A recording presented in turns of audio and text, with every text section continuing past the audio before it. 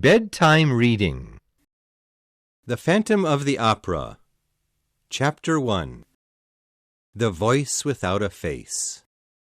During the year of 1881, the Paris Opera House became very busy. One night, the great opera Faust was playing. When it ended, everyone shouted and clapped happily for the new singer, Christine Daaé. Christine could hardly believe that she had done so well. For the first time, she had sung the most famous part in Faust, the part of Margarita. Usually, Christine only sang small parts in the operas, as she was young and inexperienced. But then the actress who usually played Margarita became ill suddenly. So young Christine had to take her place. Christine did a beautiful job as Margarita, and the audience loved her. Many people said that she sang like a beautiful bird. Christine's amazing talent surprised the people. They had never really listened to her sing before. They asked themselves why she had only been given small parts in the operas. "Such a wonderful singer deserves to always sing in the lead parts," they said to one another. The singers in Faust and the opera workers did not know why Christine suddenly sang so beautifully. No one remembered Christine finding a new singing teacher. One actress said, laughing, "Why, she sang terribly just 6 months ago." Even though the opera was over, the people stayed and talked about the performance. Meanwhile, a young man ran towards Christine's dressing room.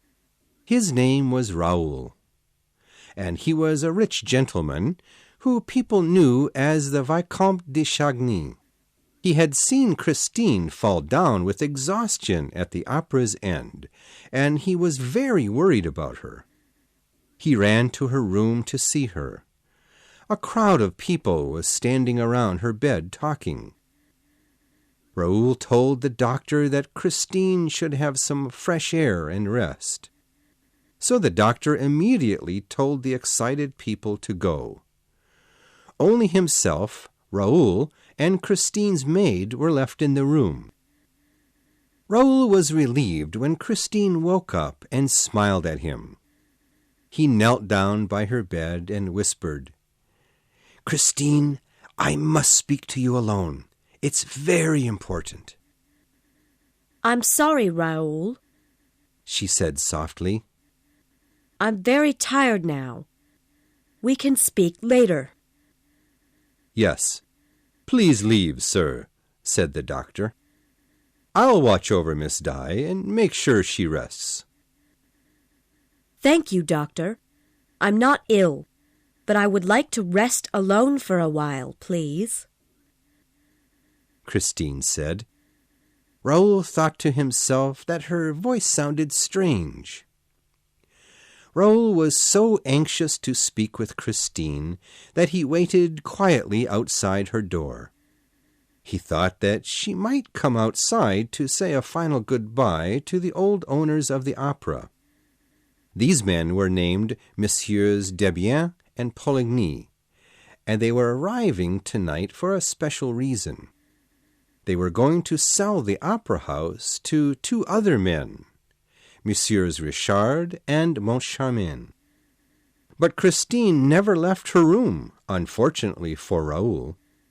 But as he stood in the hall by her door, he heard voices coming from her room. One voice was Christine's, but the other belonged to a man. Who was inside with her? Raoul stood close to the door to hear their conversation. "Ah, Christine, you must love me. You must love me," the man's deep voice said. "I gave you my soul tonight. I sang only for you," Christine answered in a voice full of emotion and love. "Then, Christine, you have given me a gift greater than jewels or riches. the gift of your voice and your trust in me. I thank you," said the deep voice. Raoul stood still. His heart was pounding. It was in that moment that Raoul realized that he loved Christine, and he had always loved her. Hearing Christine's emotional words to the unknown man filled Raoul with pain and jealousy. He needed to find out who this man was that Christine seemed to care for so much. No one said anything more, but Raoul remained by Christine's door, hoping to discover the man's name.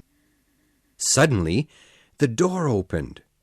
Christine came out of the room, breathing quickly. A veil was hiding her face. Why? She looked straight ahead of her and was in such a hurry to leave that she never saw Raoul standing in the shadows. Raoul saw that she did not lock her door. When Christine disappeared around the corner, Raoul opened the door and jumped into the room. He looked around wildly for the unknown man. He cried out, "Show yourself, sir! I know you are here. I wish to have words with you. I will not let you leave this room." He lit a candle and searched the room. There was no one there, and Raoul could find no signs that anyone had been there except Christine. But he had heard the man's voice, full of love and pain. "I must find that man," he thought to himself. Chapter 2. The Letters from the Phantom. Meanwhile, in another part of town, the opera's old owners, Debienne and Poligny, were having dinner with the new owners, Richard and Montcharmin.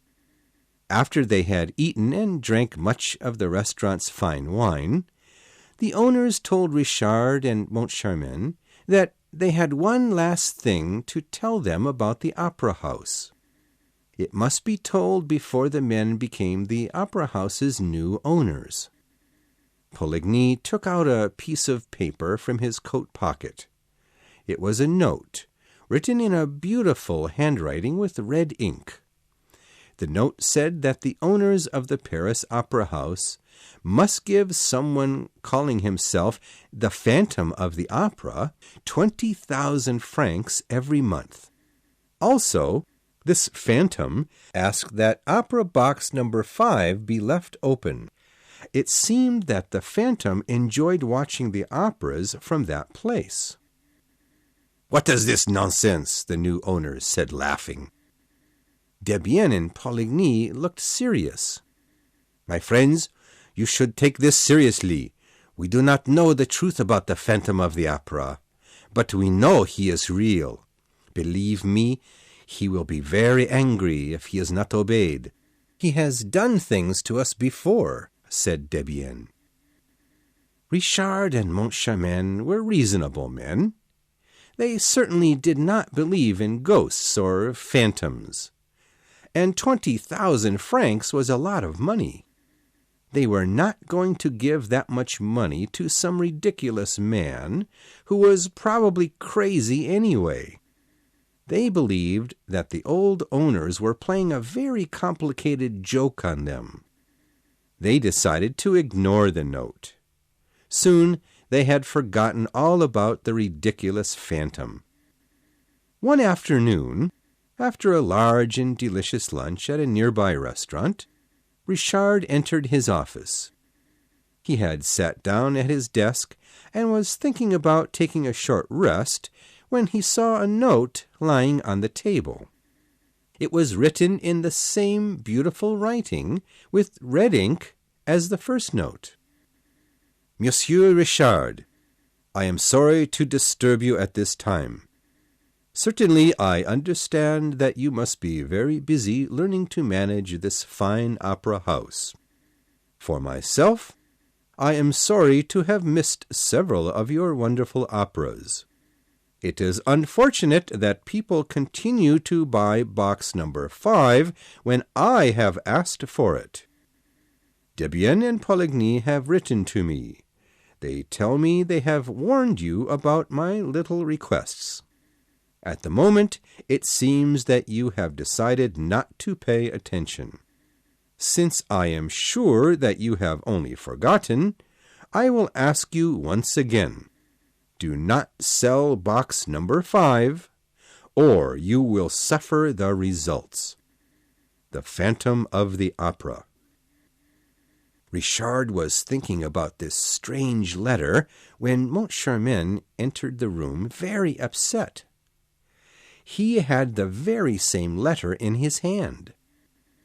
Richard and Moncharmin spoke together for some time. They were beginning to think that this joke of Debienne and Poligny was becoming very irritating. Why were they bothering the new owners with stupid ghost stories? Richard and Moncharmin decided that perhaps the old owners simply missed their theatre and wanted to have some fun. Moncharmin said that for the opera house's future shows, they should give Opera Box 5 to the old managers. Certainly, this would make the ridiculous old men feel better. The next day, the managers received a letter from Debienne and Poligny. It thanked Richard and Moncharmin for kindly offering them Opera Box 5, but Debienne and Poligny would not dare to take that box away from the terrible phantom. Who knew what would happen? That same day, they received a letter from the phantom.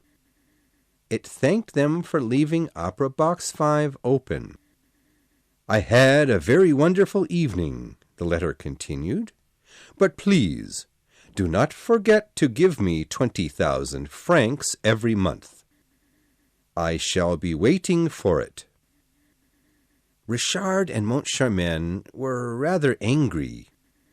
They still believed that the old owners were playing a trick on them, and they did not have time for any more jokes. They decided to ignore the Phantom of the Opera's letters if they came. For the next weeks, Opera Box 5 was sold as usual. However, the unfortunate person who bought the box did not get to enjoy the opera. Whenever anyone tried to enter the box, they would hear a strange, cold voice. It said, I am sorry, monsieur or madame, but this box is already taken. Kindly find another seat. The person saw no one in the box, and they did not know where the voice was coming from. Then the frightened person would jump out of the box and look into it, wondering. Each time they did this, the box would be empty. They would tell themselves that they had only imagined the voice. So they would bravely step back into the box, but they would run away frightened when the terrible voice spoke to them again. Oh no! The Phantom of the Opera has come to haunt us, this person would say. And, of course, the others only laughed at the poor customer because they did not believe in ghosts. After this experience, the people who bought Box 5 would ask for their money back. Poor Richard and Moncharmin were very angry because people's stories about Box 5 and the Phantom of the Opera were ruining their business. They were tired of hearing things about the ridiculous phantom. They thought that if the phantom was not the old managers playing tricks, then he was someone else, maybe a young man who did not like opera. Eventually, Richard and Moncharmin decided that they would watch one performance inside Box 5. They were determined to solve the mystery. Chapter 3. Christine and the Angel of Music. In the weeks after Christine's amazing night as Margarita in Faust, she hardly sang at all. Richard and Moncharmin, who did not know about her wonderful voice, gave her only the smallest parts in the operas. Still, she was so busy that it was very difficult for Raoul to find her. Raoul wanted and needed to see Christine. He wrote her kind and anxious letters, asking if she was well and happy, and if he could see her. But Christine never answered these letters. When Raoul went to her dressing room, she was never there. Raoul did not give up. Finally, one day he received a letter from Christine. In the letter, Christine said that she was traveling to the town of Perros, where she had grown up. Her father was buried there, and she wanted to put flowers on his grave. She asked if Raoul would come with her. Raoul was happy and relieved, but also nervous. Finally, he had heard from Christine, and soon he could see her and tell her about his love for her. What would she say? And what about the mysterious man she had spoken with that night? Raoul had known Christine Daaé for many years.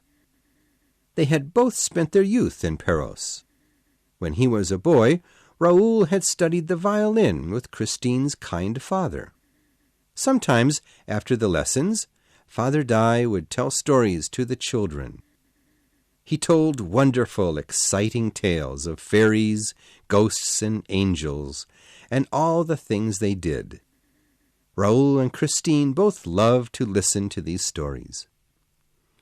Christine's favorite stories were always the ones about the angel of music.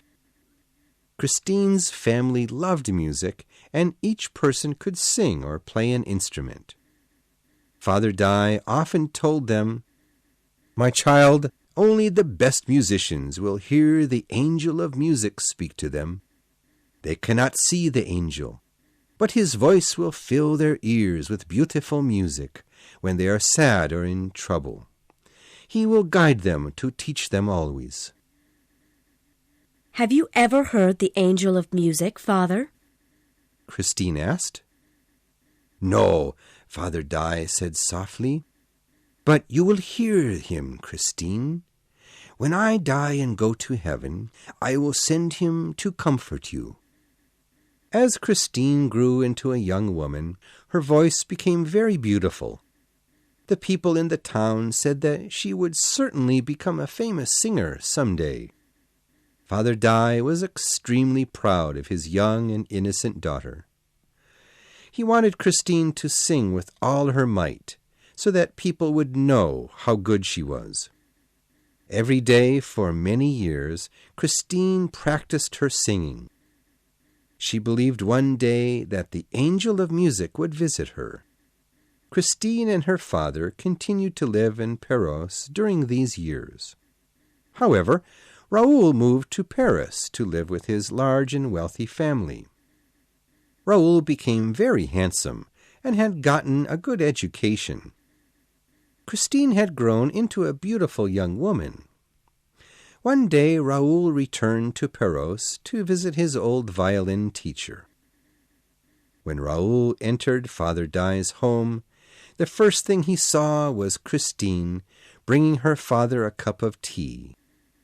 He looked at her and his heart pounded. He suddenly felt nervous, as he did not remember Christine being so beautiful. She looked up at her guest and cried out in a sweet voice, "Why, Father, it's Raoul. He's returned to see us."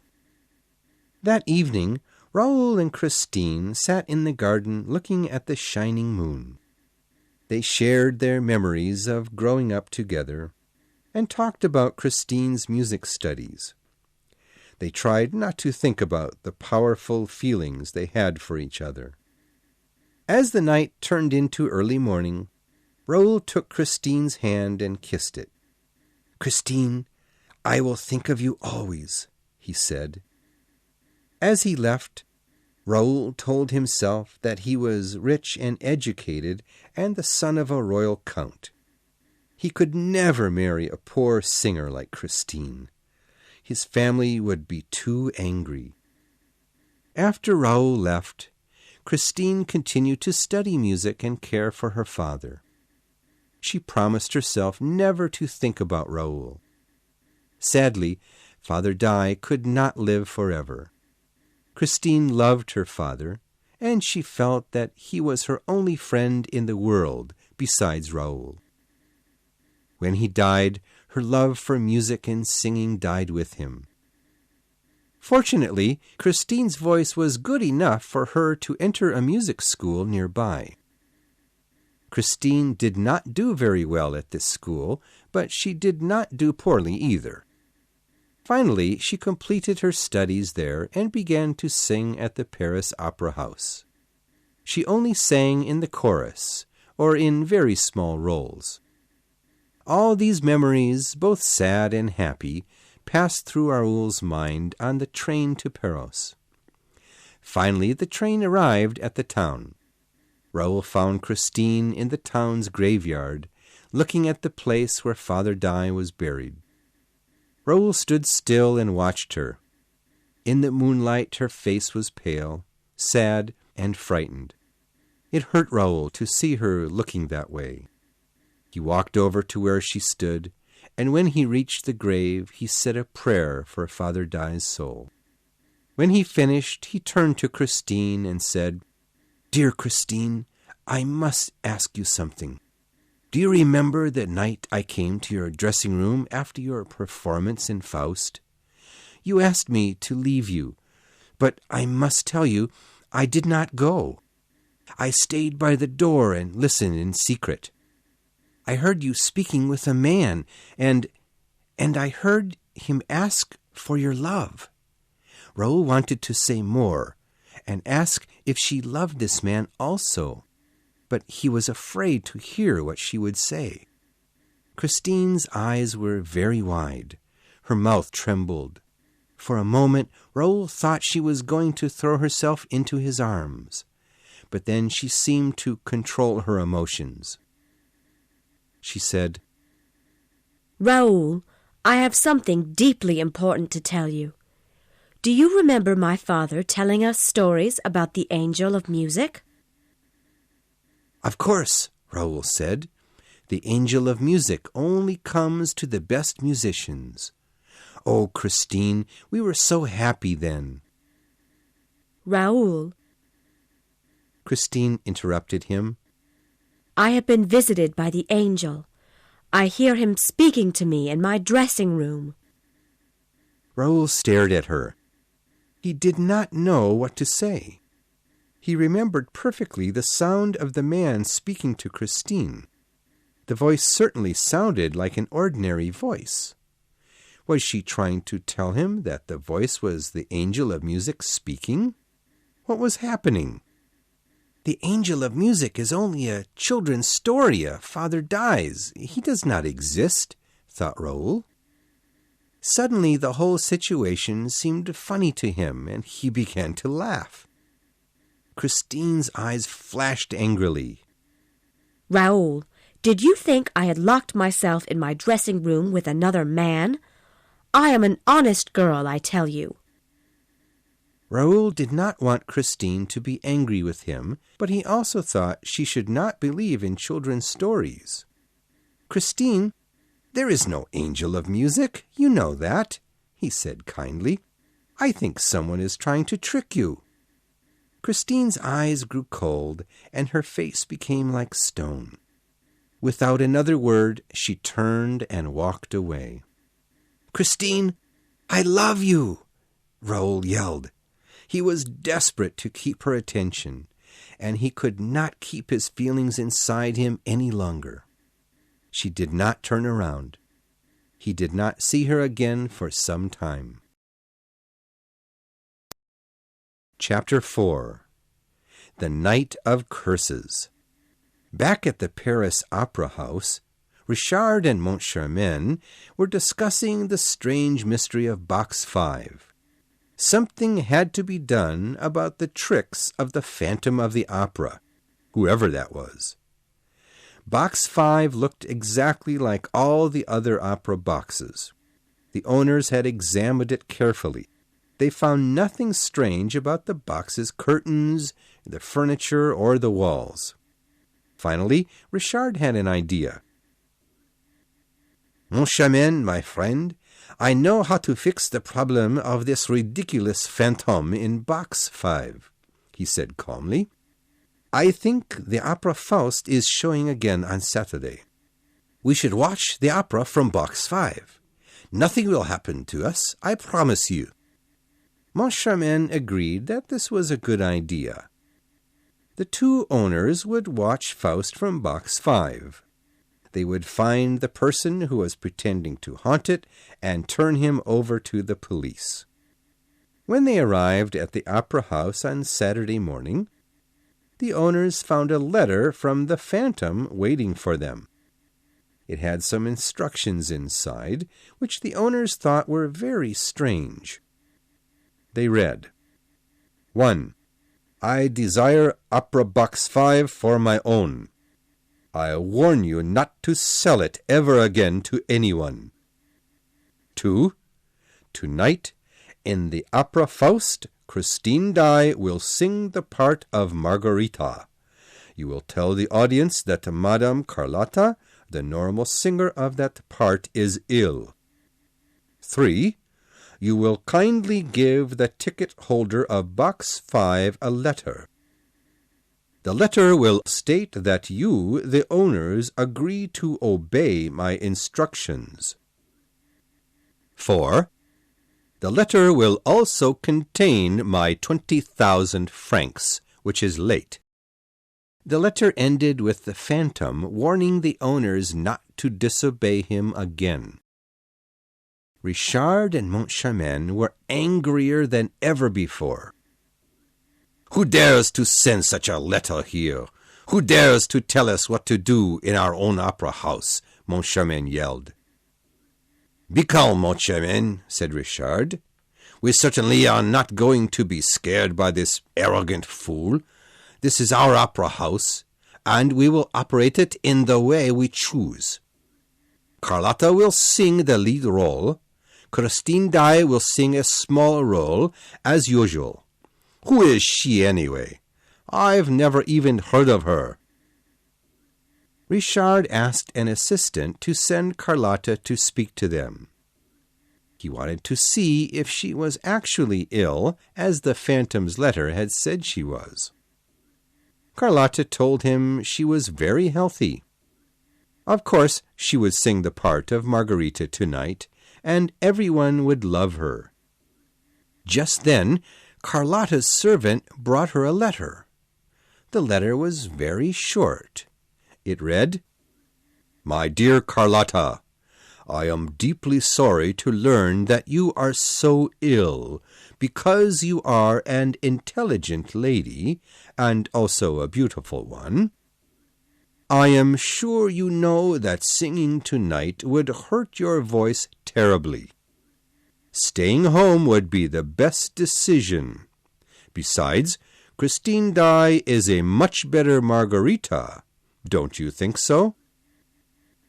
Oh, we shall see about this, Carlotta thought to herself.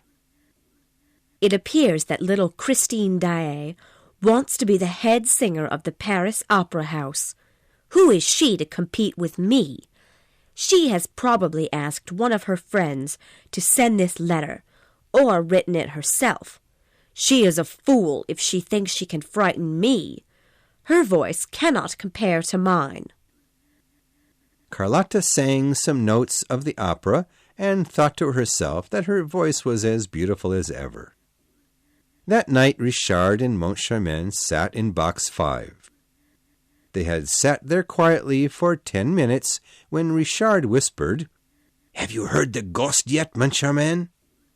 Be patient, Richard, he replied. The opera has just started. Give the ghost time to get here. Perhaps he is late from an evening party. They both laughed. The first part of the opera ended, and nothing strange had happened. Margarita's first appearance was in Act 2. As she stood behind the curtains, Carlotta felt excited. She would show Christine that she was not afraid, and that she was the best singer in the Paris Opera House. It would take more than a letter to scare off the great Carlotta. Carlotta walked onto the stage proudly. In a beautiful, clear voice, she sang, "Will its melody surround me?" Crack! Amazed, Carlotta began the song again. "And a deep crack I feel without?" The people in the audience were amazed and horrified. Were the ugly frog-like sounds really coming out of Carlotta's mouth? Carlotta tried singing the song a few more times. Each time only a terrible sound would come out. The audience stared at her and whispered to themselves. "Someone has put a magic spell on Carlotta," someone cried out. The entire audience became upset and worried. "Why is this happening?" everyone wanted to know. Inside box 5, both Richard and Moncharmin realized that there was another person in the box with them. They heard soft sounds and the sound of someone breathing. Horrified, the two men looked around the box, but there was no one there. Both men heard a deep, cold voice say, "I warned you, gentlemen. You dared to disobey the Phantom of the Opera, and now you will suffer for it." The men heard a loud noise. It came from the ceiling. They looked up at the large, beautiful chandelier that hung from the opera house's ceiling. As the two men watched their bodies frozen with fear, the enormous chandelier fell. It landed on the people who were sitting below it, and it killed some of them. The thousands of people in the theater began to run towards the doors, screaming and pushing each other. Richard and Moncharmin had paid a terrible price for their treatment of the Phantom. The Paris Opera House was cursed. Chapter 5. The Phantom's Underground World. When Carlotta's terrible singing had begun, Christine was standing on the stage.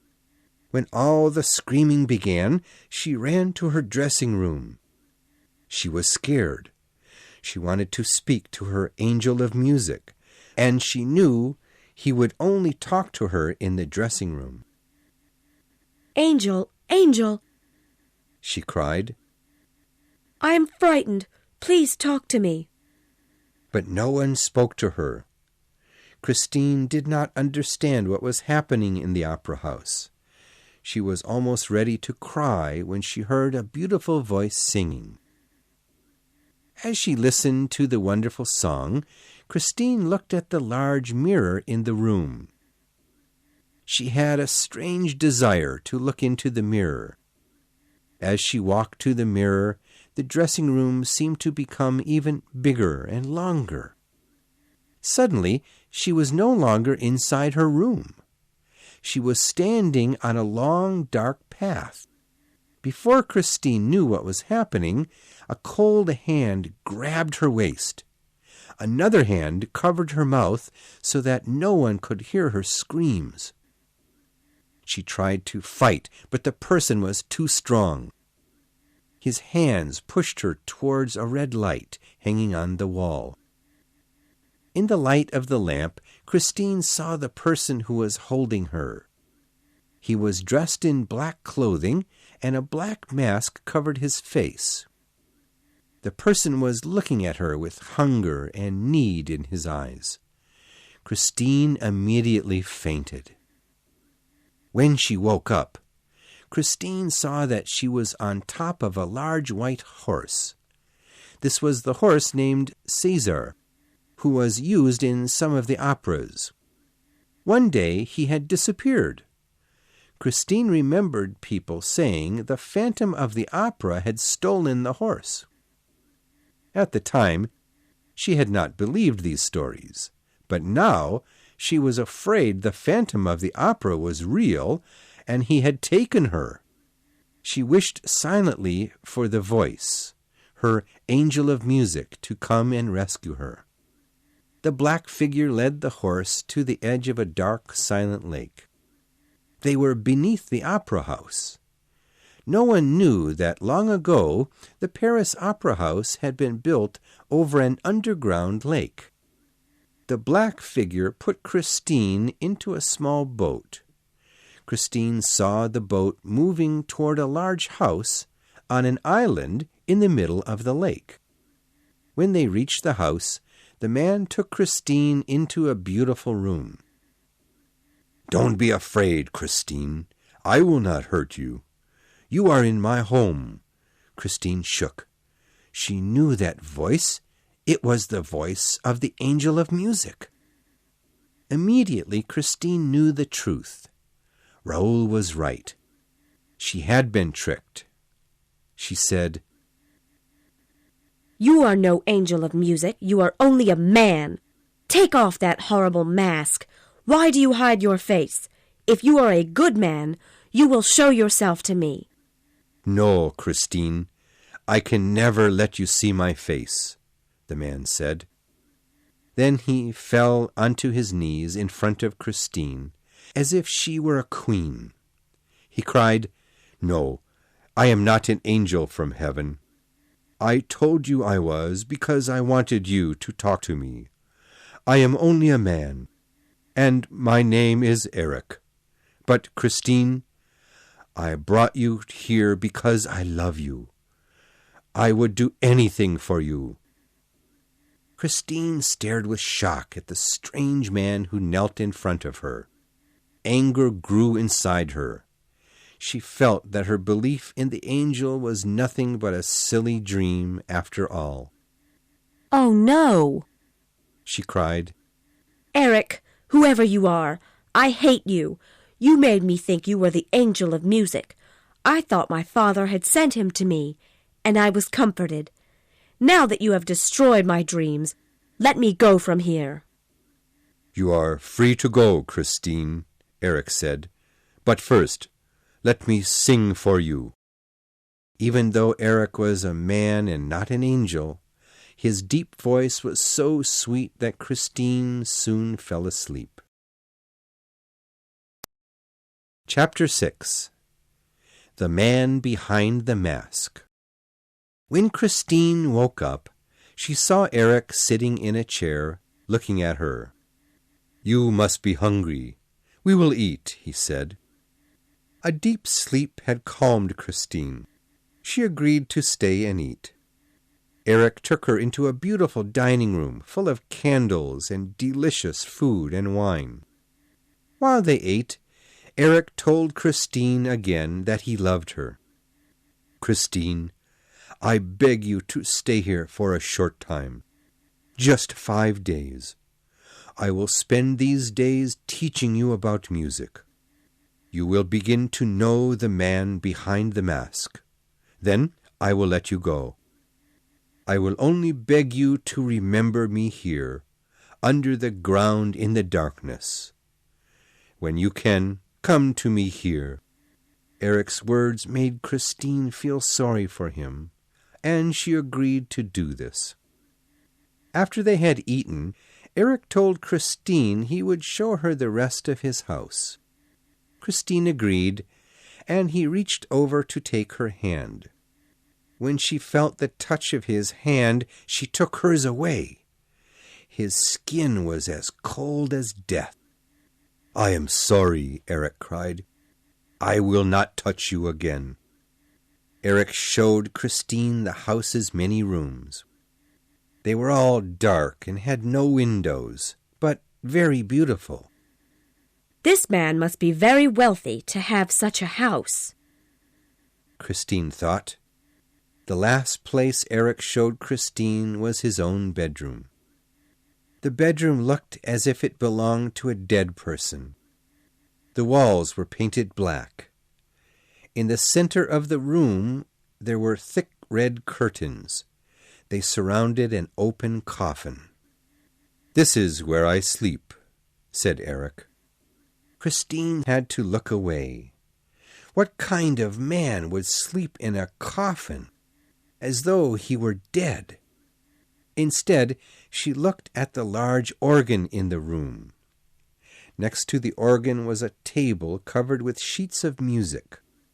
The music was written in a beautiful writing with red ink. She walked over to look at the music. The name of the music was Don Juan Triumphant. Eric came over to the table and explained, "This is my opera. I have been working on it for 20 years. When it is finished, I will take it into my coffin with me and lay down to rest. That coffin will never open again." "Do you work on it very often?" Christine said. "Sometimes I do nothing else. For many days in a row, I will not eat or sleep, only work. Then I will not touch it for many years," Eric replied. "May I hear it?" Christine said. She wanted to know what the music of such a sad man would sound like. "No, Christine, you do not want to hear. This opera is so sad that it would tear at your soul. To hear my opera would frighten you. Let us sing Othello instead." So they began their singing. Christine sang the part of Desdemona, and Eric sang the part of Othello, her husband. His voice was filled with love, jealousy, and anger. Listening to his amazing voice, Christine felt she had to see the face behind the mask. Before Eric could stop her, she took the mask off Eric's face. Eric's face was awful, disgusting, like the face of death himself. Where the eyes, nose, and mouth should be, there were only 4 bleeding holes. The skin was white and burned. Eric screamed in shock and anger. Christine was frightened. Now she knew why Eric always wore the mask. Covering her face with her hands, she ran to the wall and knelt there, as if she were trying to hide. Eric ran over to her. He grabbed Christine and turned her around to face him. He brought his ugly face close to hers and screamed like a crazy man. "So you had to see my face no matter what? Well, now you can. Look closely, Christine, until the memory is burned into your mind. Do you think this face is a mask too? Go on, try to take it off."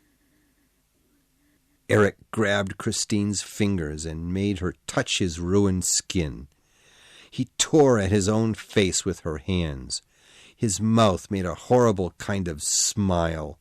Christine screamed with terror, but Eric seemed not to care.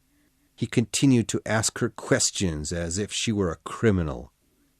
"Why would you want to see my face, Christine? Why? Why?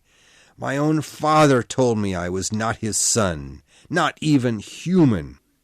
My mother was only a little better. She gave me the first mask, so she would never have to look at me. I disgusted her," he cried. "And now, Christine, you will never leave here. If you never saw my face, you might believe I was handsome and fall in love with me. Now that you know how horrible I truly look, I can't let you go. I love you, Christine, so you will stay here with me forever." With those terrible words, Eric let go of Christine's body. Like an animal, he got down on his hands and knees and crawled over to the organ. He was sobbing loudly the whole time. While sobbing and laughing wildly at the same time, he began to play his opera, Don Juan Triumphant. As the music filled the room, Christine understood why Eric had forbidden her to hear the opera. The music was full of sadness, anger, and emotion. It was a long time before Christine had enough courage to walk over to him. "Eric, look at me," she said. "I won't turn away. I promise." Eric slowly turned and looked up at Christine.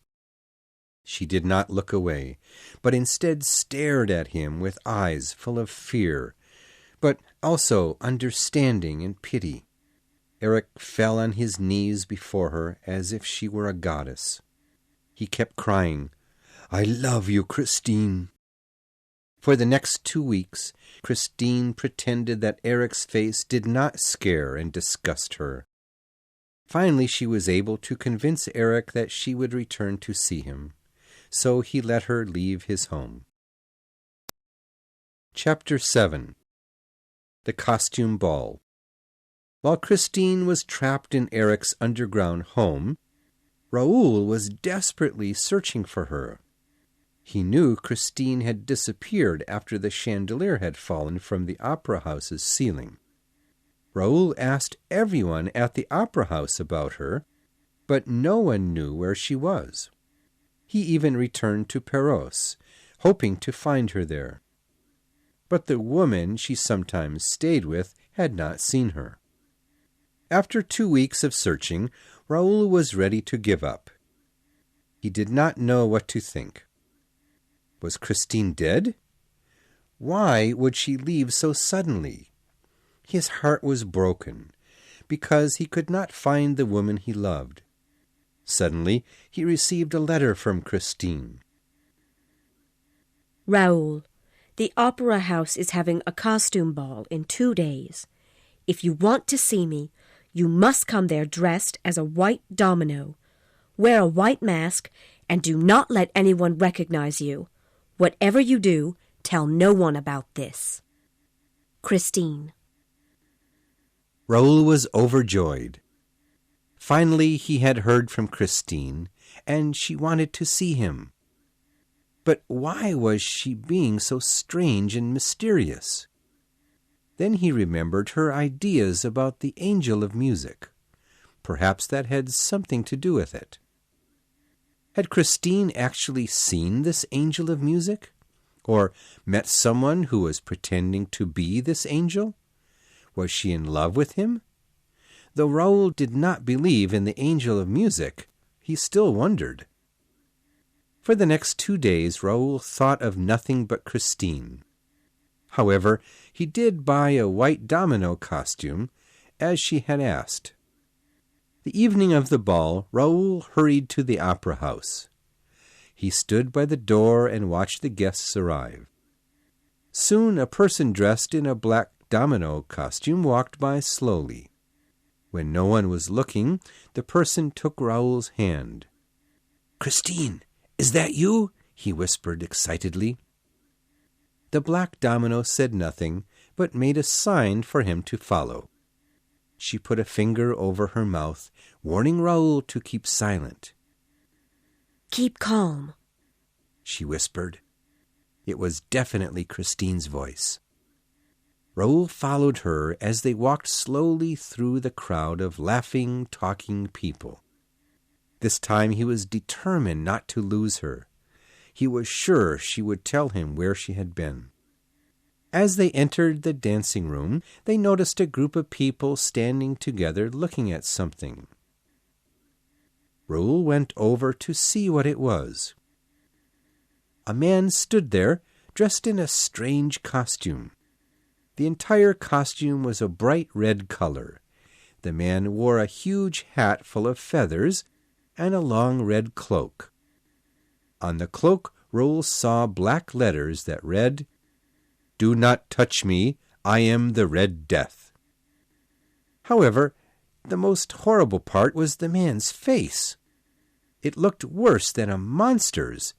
It was like a skeleton, with holes for eyes and a mouth and burned skin. Somehow, Raoul felt that this man had something to do with Christine. He had the desire to kill the man and to protect Christine from him. Christine grabbed Raoul's hand and pulled him away from the Red Death. They found a staircase. Christine ran up the stairs, pulling Raoul after her. When they reached the 3rd floor, she pulled Raoul into an opera box and slammed the door. But suddenly, Raoul heard running steps up the stairs and saw a man dressed in red. "Let me out, Christine," he cried. "He will not escape me this time." "What do you mean? Who are you talking about?" she cried. Christine threw herself in front of the door and spread her arms out. Although Raoul tried, he could not move her. Suddenly he thought he understood everything. It was because she loved this man and wanted him to escape. "I am talking about the Red Death, your angel of music," Raoul cried. "He is also the Phantom of the Opera." Raoul took off his mask and looked at Christine. She was breathing hard and had a wild look in her eyes. He said, "Christine, I'm going to bring that coward in here and make him remove that horrible mask. Then we will know who you truly love." Raoul, of course, did not know that Eric, dressed as the Red Death, did not wear a mask. That horrible face was real. "Raoul, you must believe me. You do not know what you are saying. In the name of our love, I will not let you near that man," Christine said firmly. Raoul had been trying to open the door again, but suddenly he stopped. Had Christine just said, "our love"? She had never said she loved him before. "No," he thought, "she's trying to save this Phantom of the Opera, her angel of music. She's been with him all this time. She wants him to escape." Raoul became very sad and jealous. He believed he had lost Christine. He said some very cruel things to Christine. He told her she was only pretending to love him.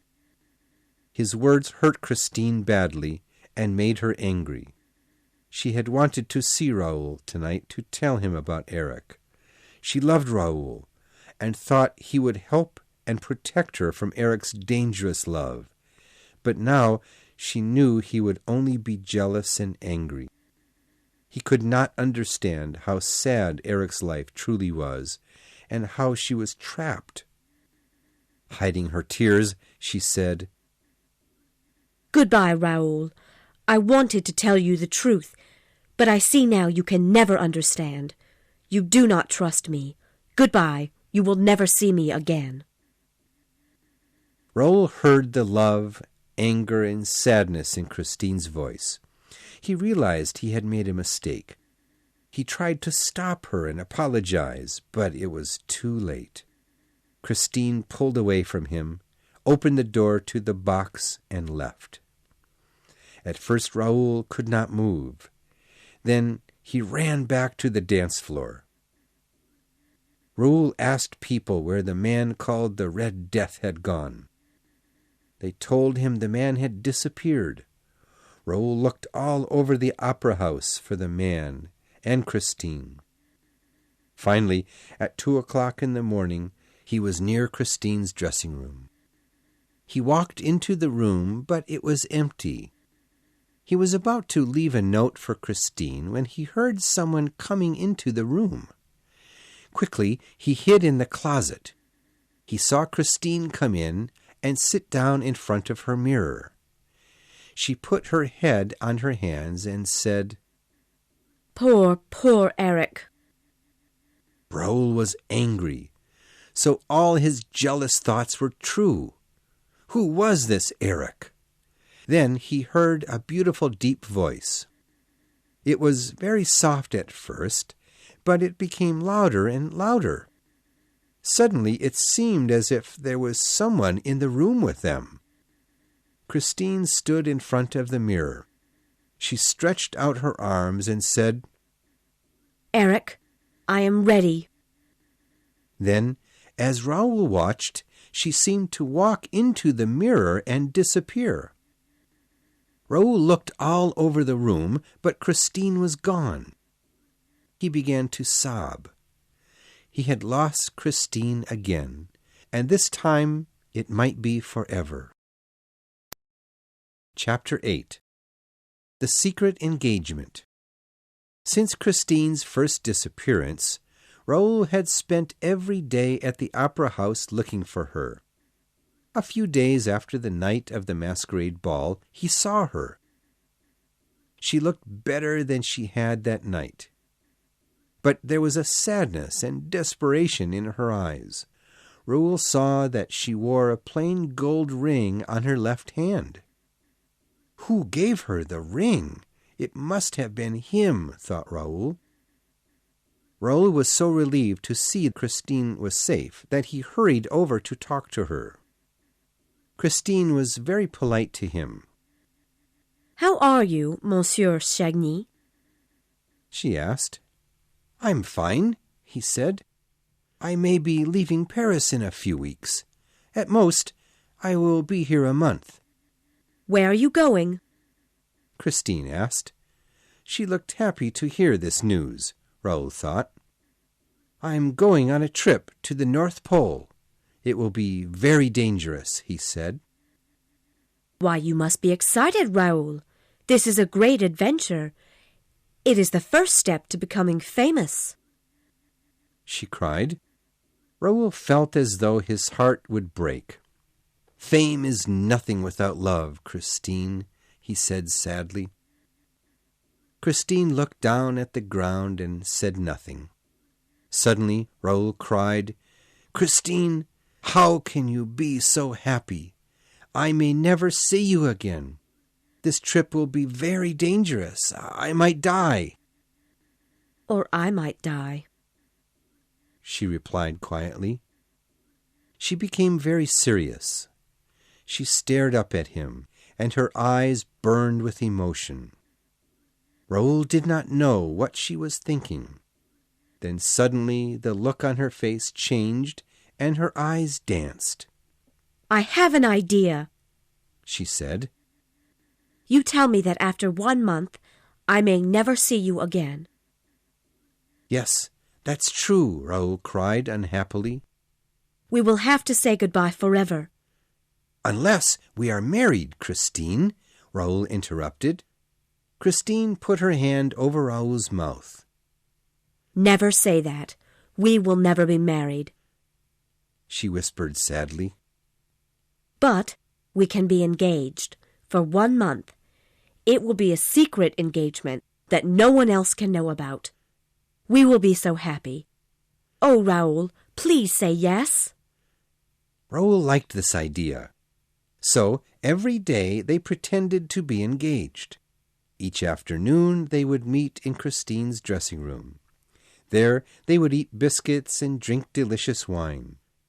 They would give each other poems and letters about their love.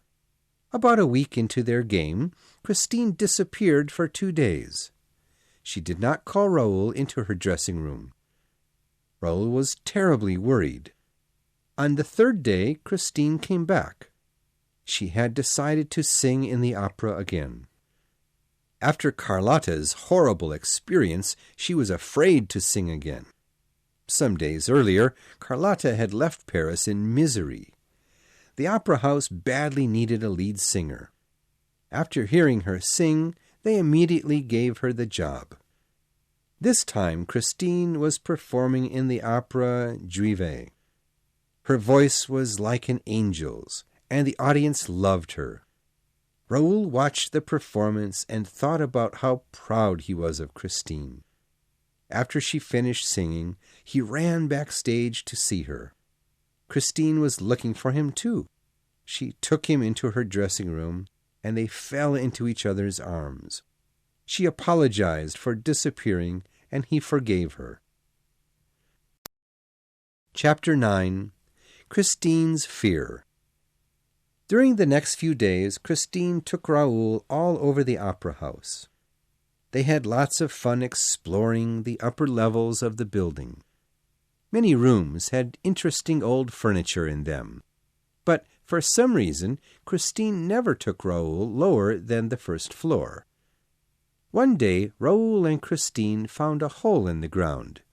It was a door in the floor, and it was open. Raoul was curious. "Let's see what's under this opera house," he said excitedly. "No," Christine said. Anything below the first floor belongs to him. Raoul looked at her. To him? So the Phantom of the Opera lives down there? Raoul said. Of course not. Honestly, Raoul, are you crazy? Christine said. She looked nervous.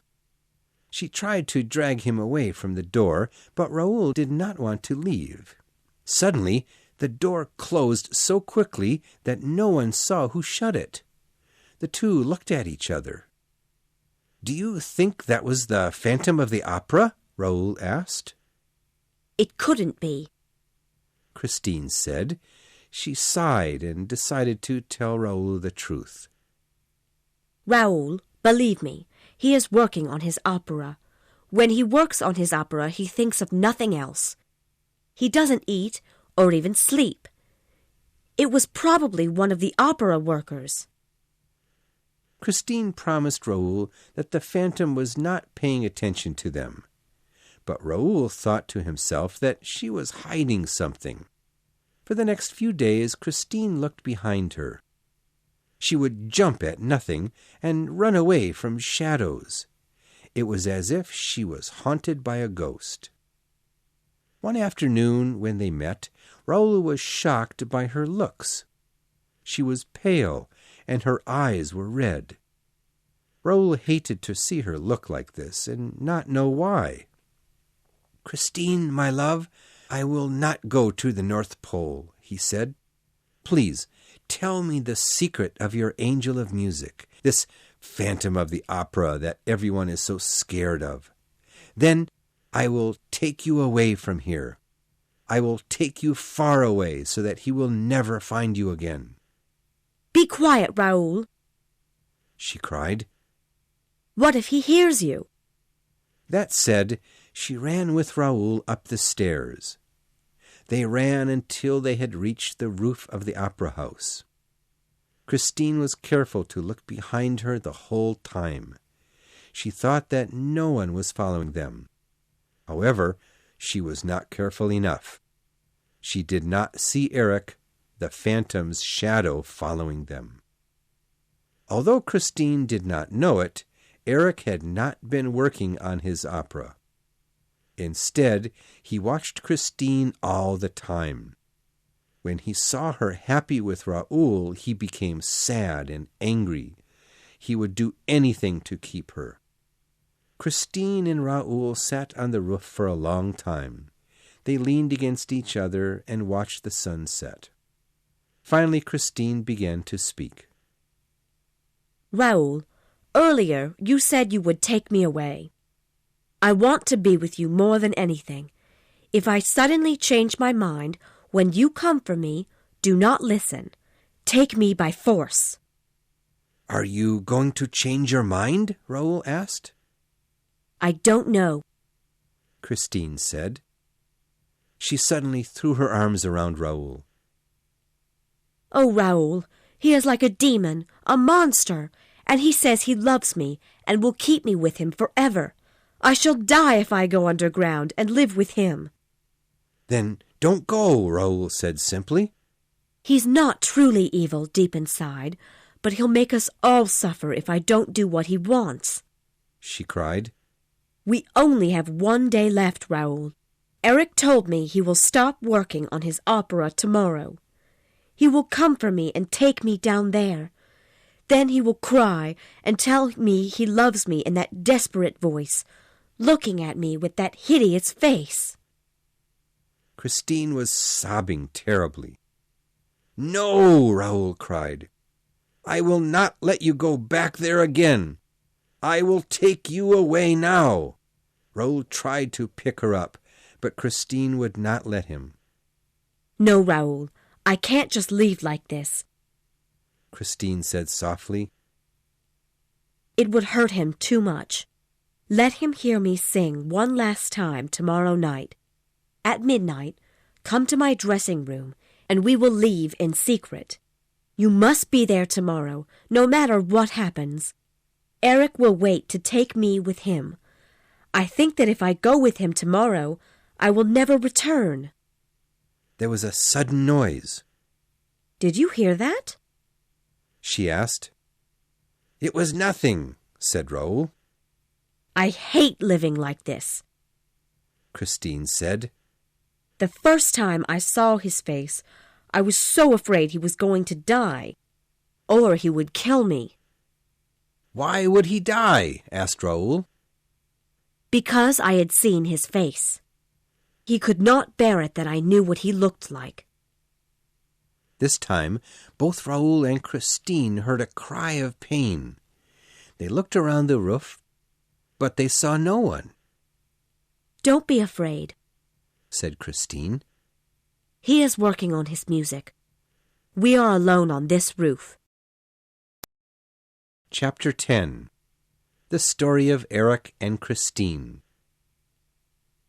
Raoul and Christine continued to talk. How did you first meet this phantom Eric? Raoul asked. Christine said, I should tell you the story now. One night I was sitting in my dressing room after a performance. Suddenly, I heard a beautiful voice singing.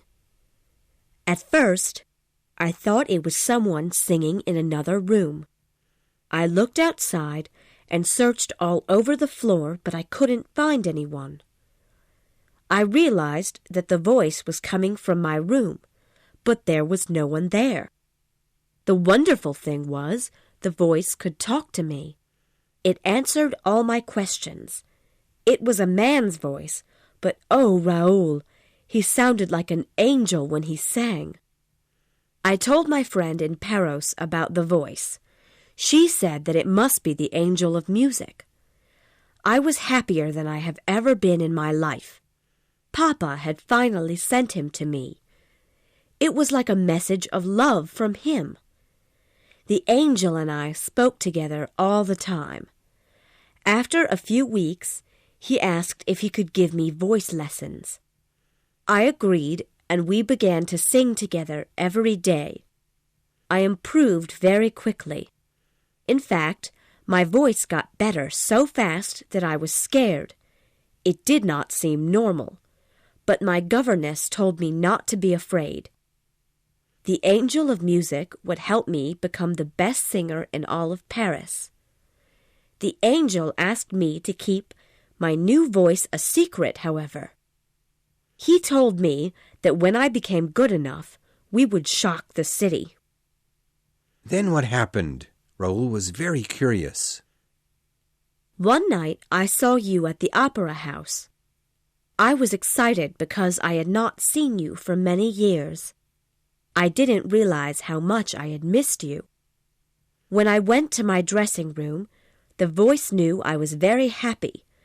The voice asked me why, and I told him about you.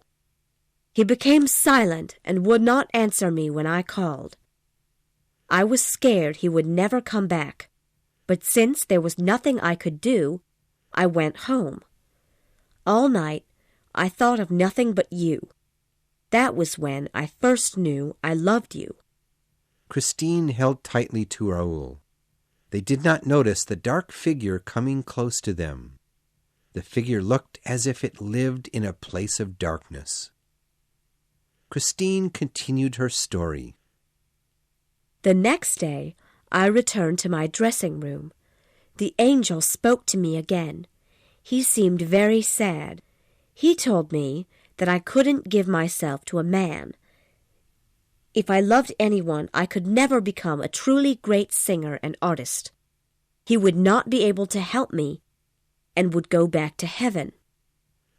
I knew you were the son of a count and from a wealthy, educated family. You could never marry me.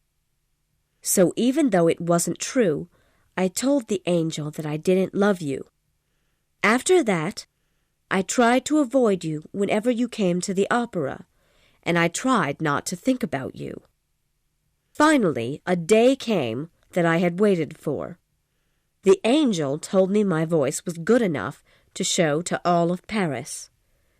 The night we performed Faust, Carlotta became ill, and I sang the part of Margarita. When you came to my dressing room later that night, I would not talk to you. I didn't want the angel to be jealous, but he knew what I was trying to do. He told me I had lied to him. I spent many days promising the angel that I was devoted to him and my music. He was controlling me. I was afraid that if I did anything he didn't like, he would leave me. Oh, Raoul, I should have known. The angel of music was not really from heaven. It was Eric all the time. His voice was too much like a human's voice. He was angry and jealous all the time. Christine, if you knew the angel was not real, why didn't you stop listening to him? Raoul asked. I didn't know the truth until the night that Carlotta sang so terribly on stage, and the chandelier fell and killed all those poor people. Christine continued her story. She told him how she had been taken underground. She told him how she discovered that her angel was really a man named Eric. When she finished her story, Raoul was amazed. Finally, he said, "Christine, if Eric is so terrible, why do you keep going back to see him?" Raoul, if you could hear his cries every time I leave, you would understand. He is only human. He has feelings. I keep returning because I pity him, but every time I leave, I am more and more frightened of him. Raoul had to know one more thing. Christine, if Eric were handsome, would you still love me? Yes, Raoul, I would. Eric has a beautiful voice, but he is also controlling and cruel. And if I didn't love you, I wouldn't want you to kiss me. That is something Eric will never do, Christine said softly. Raoul leaned over to kiss her. Before he could do this, there was a sound of thunder, and it began to rain. The lovers had to return to the opera house to escape the storm. They never saw the figure hiding in the shadows. His eyes were blazing with anger. Christine and Raoul ran to her dressing room. "We will be safe in here," she said. "Eric promised me not to listen to my conversations in this room." Suddenly her face turned very pale.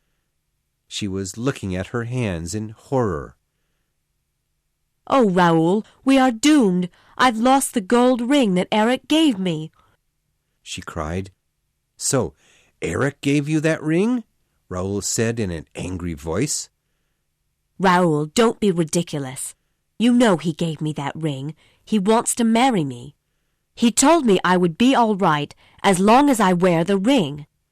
But if I ever take it off, bad things will happen. What are we going to do?" They looked everywhere for the ring, but it was gone.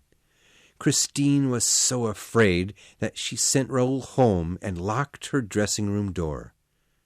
The next night, Christine once again sung the great part of Margarita in Faust. The audience thought her voice was more beautiful than ever. At the end of the opera, Christine sang the words, "My soul wants to be with you." She looked at Raoul as she sang these words. Suddenly, the theater went completely dark. When the lights came on a second later, everyone was on the stage except Christine. Once again, she had disappeared. Chapter 11. Christine Missing. Raoul was watching the opera when the lights went out. When he saw that Christine was gone, he knew Eric had taken her. Eric. He ran to her dressing room, but she was not there. He was looking for her when he passed by the office of Richard and Montcharmin, the owners of the opera house. Inside, a large group of people were talking to each other. The police chief had arrived. He was asking questions when Raoul entered. "Have any of you gentlemen seen Christine Daaé?" asked Raoul. "We are here to discover what has happened to her," said the police chief. "Now, I need to meet with the owners." He looked around. "Where are they?" he asked. Everyone looked at the locked door. "The owners have shut themselves in the room," someone said. "We will see about that," said the police chief. In a loud voice he cried, "Open the door! It's the police!" while hitting the door. Finally, the police chief had to break down the door. Everyone ran into the room. Raoul was the last person to enter. Suddenly he felt a bony hand touch his shoulder. "Eric keeps his secrets to himself," a voice behind him said. Raoul turned around and saw a dark-skinned man with green eyes. The man had a strange hat on, and he looked as if he were from a foreign country. Raoul wondered what he meant. How did the man know Eric? But before he could speak, the man turned and walked quickly away. When everyone was in the office, the police chief looked around. "Where is Christine Daaé? Is she here?" he asked them. Both owners looked up. "She's missing?" one of them asked. "Yes, she disappeared during the opera," someone said. "And I know who took her," Raoul said. Everyone turned and looked at him. "You do?" said the police chief. He asked Raoul to sit down and tell them what he knew. "The Phantom of the Opera took Christine. He also called himself the Angel of Music. Christine knew him by that name, but his real name is Eric." The police chief nodded and smiled at Raoul. Clearly the boy is imagining things. He must be very upset that the young lady had disappeared. "Actually, Monsieur Chagny," the police chief said, "I think I know who took Miss Daaé, and it was not a phantom named Eric. There were 4 carriages sitting in front of the opera house this evening. Yours, Sorelli's, Carlotta's, and your brother's. Immediately after Christine's disappearance, your brother's carriage left the opera house in a big hurry. It was leaving Paris. I think your brother has taken Miss Daaé. Perhaps he does not want you to be with her." Raoul thought about this. He knew his brother, Philippe, was against his love for Christine. After all, Raoul was a count's son, and Christine was only a poor opera singer. He became very angry with his brother. "I will find him and bring him back," he cried. He ran towards the door, burning with anger. Suddenly he heard a quiet voice ask, "Where are you going, Raoul?" Raoul saw that it was the dark man with the green eyes who had spoken to him earlier. "Who are you?" he asked. Chapter 12. Meeting the Persian. "You don't know me, but that is not important. I am the Persian," he said with a laugh. "Quick, come with me."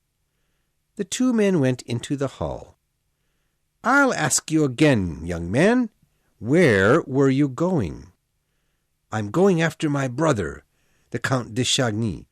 He has taken Christine Daaé because he doesn't want me to marry her. The police chief himself told me."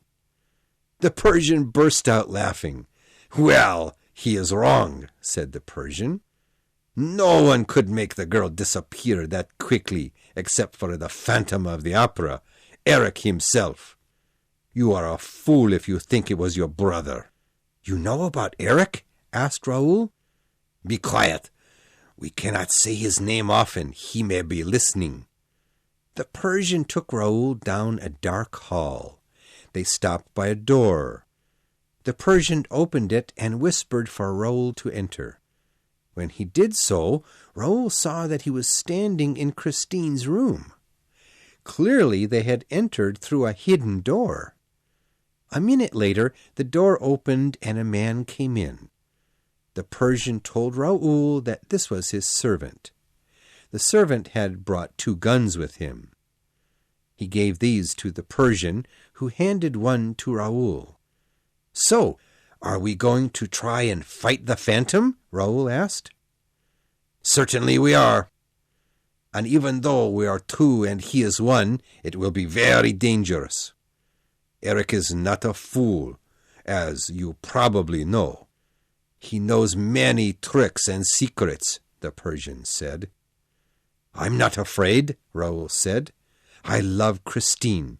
I will do anything to save her from him. But, sir, why are you helping me? Do you hate Eric also? No, I don't hate him. I think Christine Daaé would understand. He is to be pitied, but also feared. Eric did something very terrible many years ago in a far-off land. I have forgiven him for it, though. So the Persian didn't hate Eric. He pitied Eric, like Christine. As Raoul watched, the man stood on top of Christine's dressing table. Slowly he ran his fingers over the large mirror. Ha! I've found it, he said. He pushed a corner of the mirror and then jumped off the table. You will see the mirror turn around in a few minutes. They waited, but the mirror did not turn around. I understand, said the Persian. Eric knew he would try to enter from this passage. He has cut the rope that allows the mirror to turn. Christine entered his world that way, said Raoul. It looked as if she had disappeared into the mirror. So, you have seen this happen? What did you do? The Persian asked. I did nothing, of course. I thought I was imagining things. You thought wrong, said the Persian. Well, we must find Eric another way. We must be extremely careful. He has built many secret doors and passages in this building, and he watches them all carefully. He will certainly try to keep us from finding Christine. How does Eric know the opera house so well? Only the builder could know that much. Exactly, said the Persian with a strange smile. Eric built this opera house. They paused for a little while Raoul thought about this. Then Raoul cried, Well, nothing is happening. Let's go. There isn't any time to lose. Calm yourself, boy. We cannot go anywhere else tonight, said the Persian. But just as he said this, the mirror began to turn. The next thing Raoul knew, he was standing in total darkness. Chapter 13. Eric's Story. Make sure your gun is ready to shoot at all times, whispered the Persian. Then he got down on his knees. He seemed to be searching for something on the ground. Suddenly the passageway shone with a dim light that the Persian held in his hand. Raoul saw that they were in a tunnel. They had walked only a short distance before the Persian once again knelt down. Raoul heard a very soft clicking noise like a door opening. The Persian had found a trap door. He lifted the door and jumped into a room below. He told Raoul to follow him. Raoul jumped into the hole. The Persian caught Raoul in his arms so there would be no noise. Then he led Raoul through room after room of deep cellars. Although it was dark, Raoul could see that the cellars in the opera house were extremely large. Raoul had no idea where he was. They were in a world of darkness and silence. He hoped the Persian knew where they were going. There were 5 cellars in total. Each one took them deeper under the ground. Finally, they reached the last cellar. The Persian seemed relieved that they had come this far without any problems. Eric never comes here. It is very far from his house on the lake, he said. Then, when are we going to his house? I must rescue Christine, Raoul cried in pain. Quiet, boy. Do you want him to hear you? Said the Persian. We will not enter the house by the normal entrance. It's too dangerous, because he will expect us to do this. He has probably set traps for us there. Our only hope is to enter by a way that Eric will not expect. There is a way in from the third cellar. We will return there." So the two went back in that direction. In the darkness, the Persian chose a wall and began to lean on it carefully. He pressed the wall in certain places with his hands. Like the mirror in Christine's room, the wall soon turned. Raoul was once again in another dark and hidden place. They went inside. The Persian used the dim light of the lantern to see the room. Raoul was frightened and amazed by what he saw. Many kinds of strange machines filled the room. Most of them looked as if they could kill a man in a second. There was a smell of blood in the air. "We have found his death room," whispered the Persian. Raoul learned that the Persian had known Eric for many years. They had first met one another in the Persian's country. This was long before Eric had come to Paris. Because of his horrible face, Eric's parents had left him in the streets. His mother refused to care for him, so a traveling circus took him. This circus had an area where they showed the customers of the circus many strange and terrible-looking people. Many of these people had amazing talents. The circus owner discovered that Eric was an extremely smart boy. In his years with the circus, he learned many tricks from the circus people. He learned how to fit his body into tiny places. He learned many magic tricks and illusions. He learned many escape tricks as well. Eventually, the other members of the circus became angry.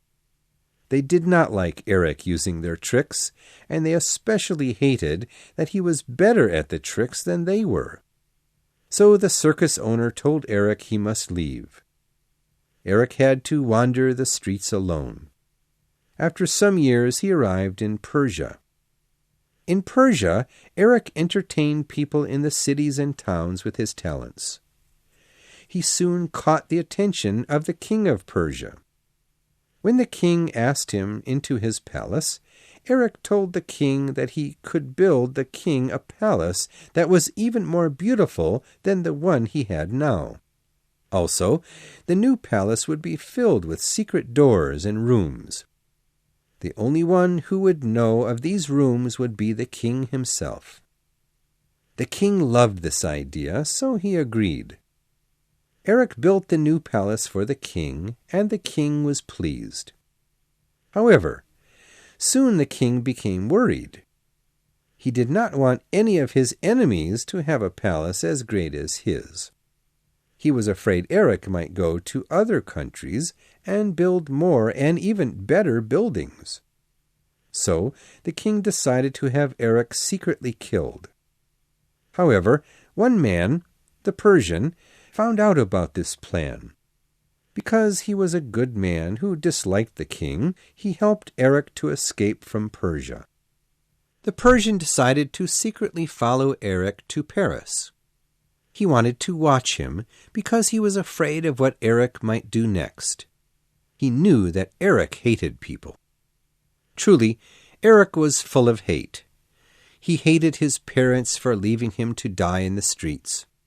He hated the circus manager for making him leave. The circus had been the only home Eric had ever known. He had used his talents to help the Persian king, but the king only wanted to kill him. So he was full of hatred more than ever before. Eric had studied ways to trap and kill people in Persia.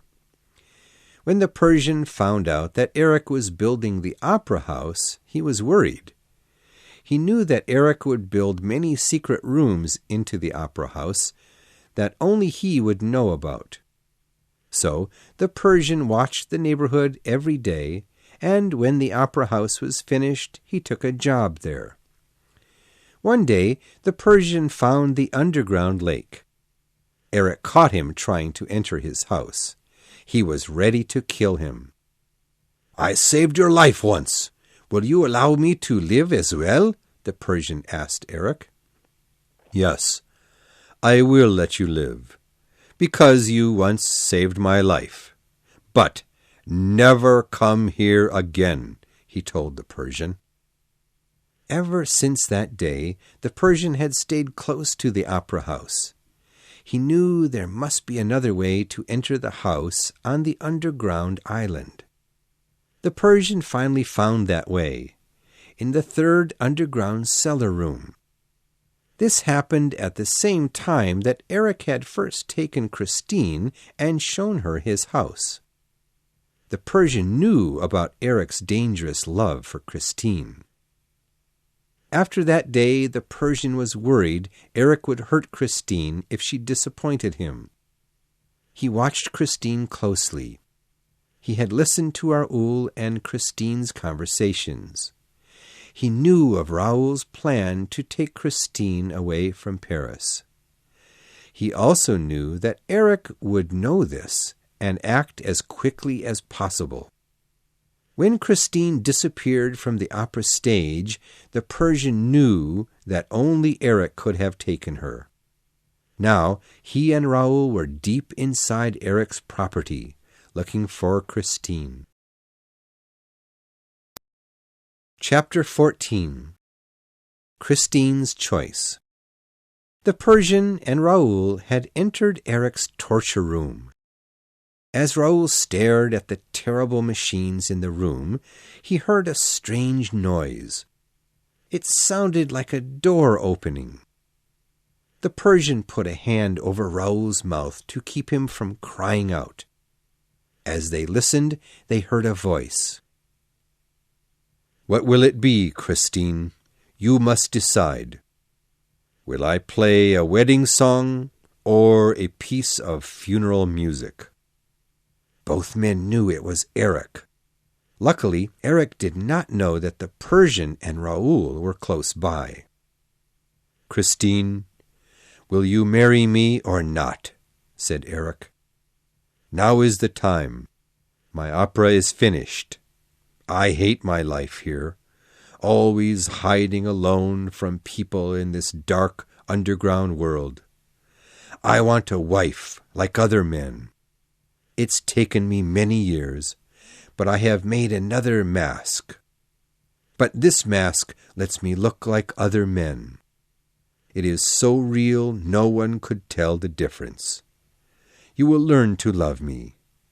I will make you the happiest woman in the world, my darling. We can live a life in Paris just like everyone else. I understand you more than Raoul does. Raoul could hear Christine crying desperately now.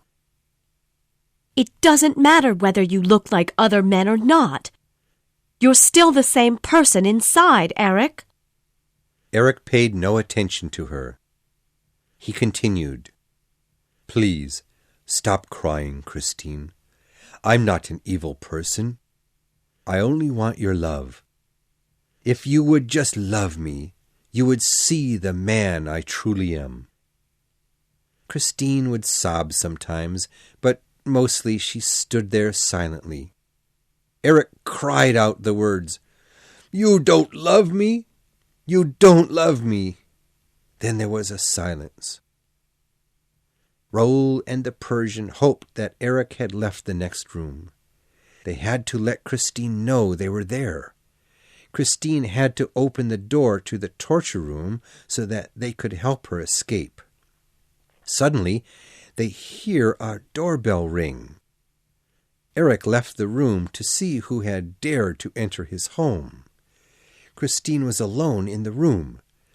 As soon as Raoul realized this, he called to her. At first there was no answer, but finally a faint voice said, Raoul, am I dreaming? Is it really you? They promised Christine that she was not dreaming. Quickly, she told them about the danger she was in. Eric seemed to have gone insane. He was promising to kill everyone in the opera house, including himself, if Christine didn't marry him. The Persian said, This is what I was afraid of."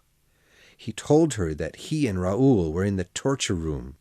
She had to get the key and open the door. "I can't," she cried.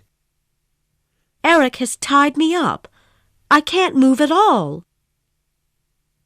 "Why has he bound you?" the Persian asked. "Before he left earlier today, I was so desperate that I threatened to kill myself if he didn't let me go. He tied me up so I couldn't do anything." "Then ask him to untie you. He loves you, Christine. If you make him think that you are hurt, he will do this." Suddenly, Christine told them to be quiet. She had heard Eric coming back into the room. Christine pretended that the ropes around her body were painful. Eric took pity on her and untied her. Christine asked who was at the door. Eric said that it was an opera customer who had found his way underground. He couldn't have people around his house, so he killed him. "I must play a song for him. I'll play a funeral song to mourn his death." Eric laughed loudly. While he was playing, Christine crept up behind him and took the bag with the keys. She went towards the door, but Eric saw what she had done. "What are you doing with that bag?" he screamed. Christine bravely turned and faced him. "I just wanted to see this room. You've never shown me what is in this room before," she said calmly. Eric didn't believe her. He ran over and grabbed the bag from her hands. When he threw her to the ground, she gave a sharp cry of pain. Raoul heard this and cried out as well. Eric heard Raoul's cry. He knew someone was in the torture room. "I know what you want to do, Christine. You want to see who is hiding in my torture room," he said. "Could it be the young Raoul? The young man you are so desperately in love with? Well, Christine, we can see who is in that room without opening the door." Suddenly, bright lights went on in the torture room. Eric laughed. "Ha ha, now we will begin to enjoy ourselves." The torture room started to heat up. Soon the Persian and Raoul could hardly breathe. Raoul was in deep despair. He could do nothing but cry out Christine's name. The Persian made no sound. He was feeling the wall, desperately trying to find the secret place that would lead to the exit from the room. Soon the terrible heat began to affect both of the men. At last, they were both overcome with fever and terribly weak. Both men would die if something was not done. In the distance, they saw water. "It's a dream," the Persian told himself, but his body would not listen. Already he and Raoul were crawling over the ghostly water. They could hear the sound of water running. They bent their heads to the ground and tried to drink, but it wasn't water they touched. It was a burning mirror that burned their tongues. Raoul couldn't take it any more. He lifted the gun to his own head. He would have killed himself if the Persian had not shouted, "Stop! Stop! You fool! Stop!" The Persian had seen a lever that would let them out of the torture room. He quickly pulled on the lever. The door opened. They saw a staircase and a cellar below it. The two men ran down the stairs to the cellar. As they looked around, they saw many barrels. They found that these barrels were filled with gunpowder. Now the Persian understood what Eric meant to do. Christine had only had a short time to agree to marry Eric. If she did not agree, Eric would blow up the opera house, killing them all. It seemed there was nothing they could do. The Persian began to shout for Eric, and Raoul cried Christine's name over and over. No one answered them, Soon Christine must decide. Suddenly, above them, Raoul and the Persian heard Eric's voice. "I will give you 5 more minutes to decide if you will marry me," he said in a cold voice. In the room above, Eric opened 2 black boxes. One had a beautiful metal scorpion inside. The other held a metal insect. "Christine, you will turn the tail of one of these creatures before I return here. If you choose the scorpion, then I'll know you agreed to spend the rest of your life with me. If you choose the insect, we will all die. What will it be, Christine? Make your decision carefully," he said, and left. 5 minutes passed, and Eric returned. He saw that she had not touched either box. "Christine," said Eric quietly, "I mean what I say. Turning the scorpion's tail will dump all the gunpowder into the lake where it will hurt no one. Turning the insect's tail will kill us all. Now, make a decision. In 2 minutes I will turn the grasshopper for you." Suddenly the Persian shouted to Eric in a very loud voice. He told Eric that what he was doing would only end terribly for everyone. It would not make him happy, but Eric laughed and would not listen to him. "Quiet, Persian! I see that somehow you and that foolish Raoul, whom I hate, are still alive.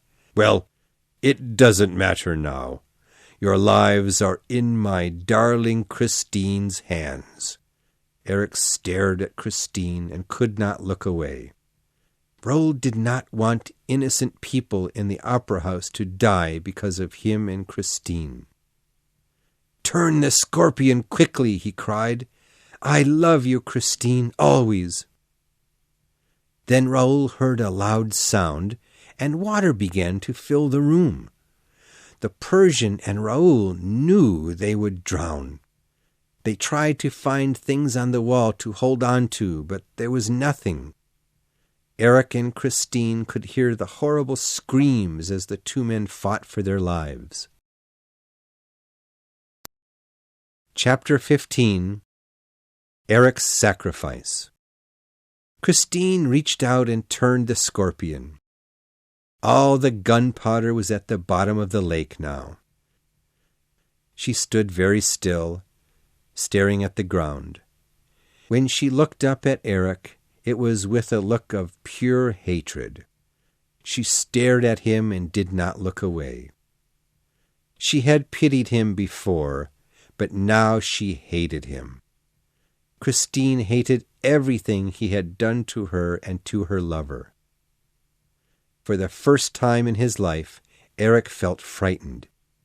He had never seen anyone look at him that way before. Christine walked over to Eric and looked him in the face. She spoke quietly in a deadly cold voice.